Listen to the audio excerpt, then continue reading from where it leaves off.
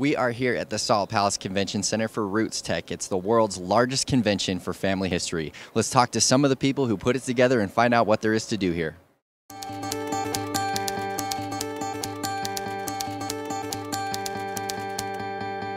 We are here at RootsTech, the world's largest family history conference. We have over 16,000 people here throughout the course of these 4 days.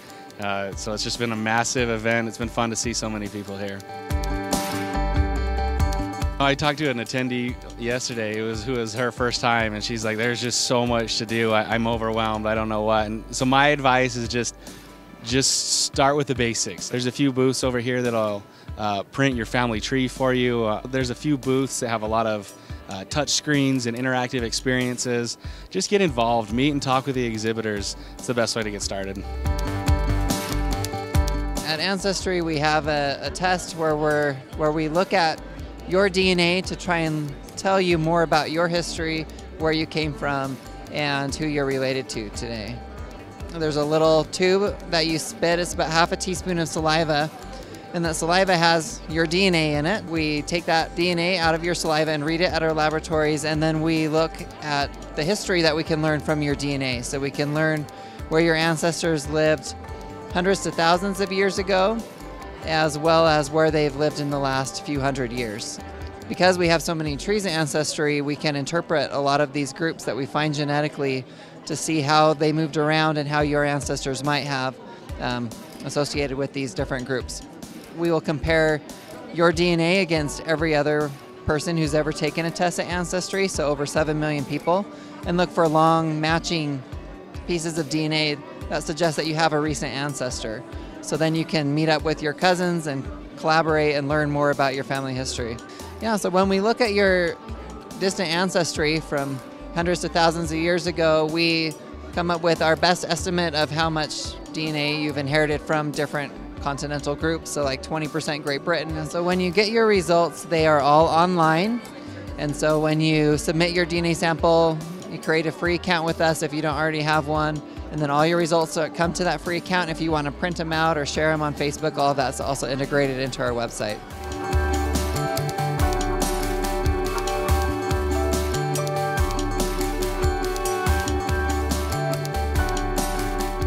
When people go to newspapers.com, they can expect to find the largest newspaper database in the world. They can look for whatever they want to. If it's in a newspaper and they're looking for it, chances are they can find it in newspapers.com. So we digitize and index all the newspapers. We have newspapers in London that go back to the 1700s. We even have many newspapers that are current to last month. This is just talking about the 2002 Winter Games and some of the winners. This particular one right here is a Park City native, Colleen Rush, who won the skeleton.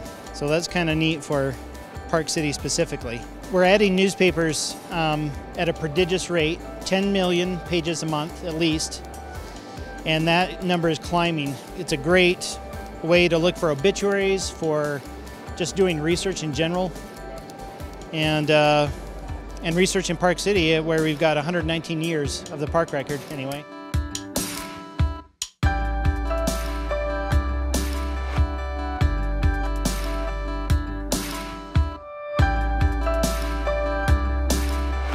We have an overarching body who represents practically all of the family history societies in England and beyond, those who are interested.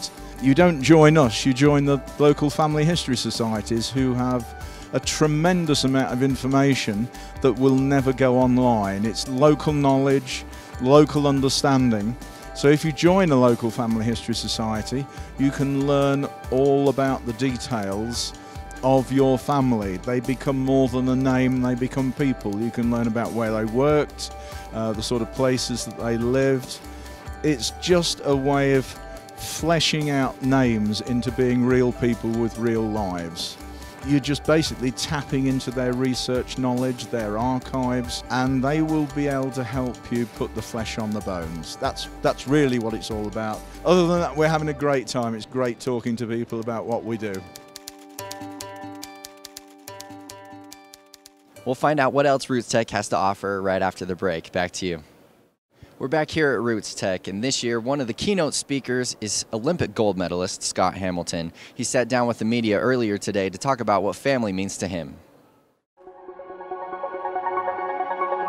We had started the day with Scott Hamilton as keynote speaker, and he just shared an incredible story about his family, his love for his mom, how he was adopted, and how that has changed the meaning of family for him. Every parent that gets into this, you know, they want to have a bigger family, or they feel like it's there. They want to give a child that doesn't have a home. You know, I always go back to the fact that my mom could not have a bigger family biologically, and so she was guided to adoption. So life experiences guide us and tell us where to go next. With my parents, they wanted a big family. They sacrificed greatly for their children. And, you know, we did our best to honor them in everything that we did.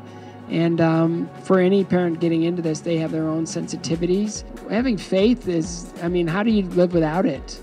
You know, I mean, I had my darkest years when I was at the top of my good fortune, you know. Cancer was a real wonderful way for the Lord to kind of set me back on the right path. All good things came out of cancer for me. There's not a thing I get into, even at the Olympics, you know, where I'm on TV an hour a day, where I don't really feel like I have the wherewithal to pull that off. I pray. And, you know, out of the prayer comes get to work. My wife said in an interview this summer, it's, you know, joy is not the lack of fear and suffering. It's how you go through it. And so I've learned that every episode, every season of suffering is, you know, it's got a beginning, a middle, and an end. And this too shall pass.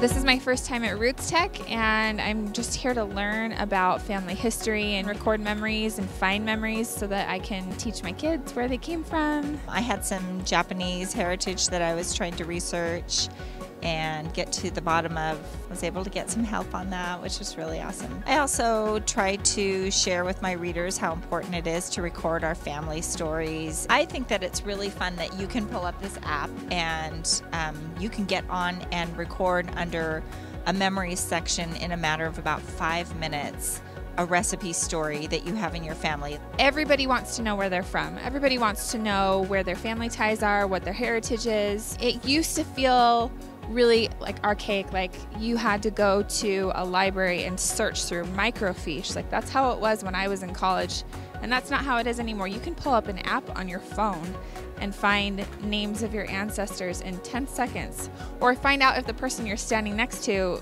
is related to you and by how close. Yeah, so Family Search has a couple of mobile apps that go along with the web browser, so people can actually get into the Family Search database and start adding information about their ancestors or finding information, discovering anything that may already exist. If you have never got a Family Search account, then you can create one. We have a lot of people that download it each week, and a lot of them just go in and start adding their parents and their grandparents and their great-grandparents.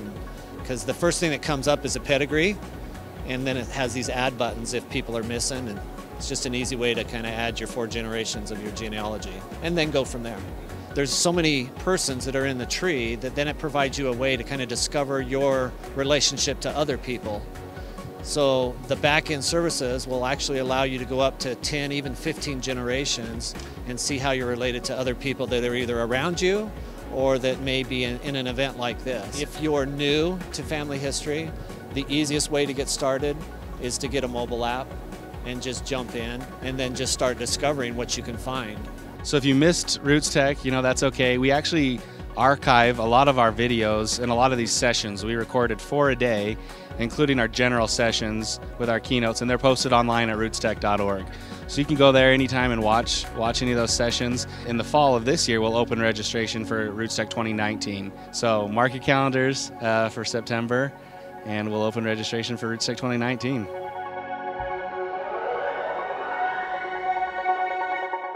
For more information on how you can connect with your family, past or present, that information is available at rootstech.org. This is Tyson Haskins for PCTV Reports.